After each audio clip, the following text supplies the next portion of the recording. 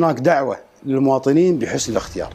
أنا أعتقد الحكومة مسؤولية مباشرة عن إيجاد هذا الجو الذي يجعل اختيار المواطنين بعيدا عن الممارسات السابقة الخاطئة. احنا اليوم شفنا ونقدر قيام الحكومة بإصدار مرسوم ضرورة بخصوص التصويت في البطاقة المدنية لوقف التلاعب بنقل القيود وتغيير إرادة الأمة.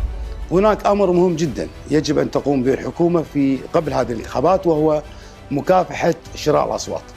نتمنى أن تكون هناك خطوات وإجراءات متشددة من قبل الحكومة لمكافحة هذا الوباء وهذا المرض الذي يؤثر على العملية الانتخابية.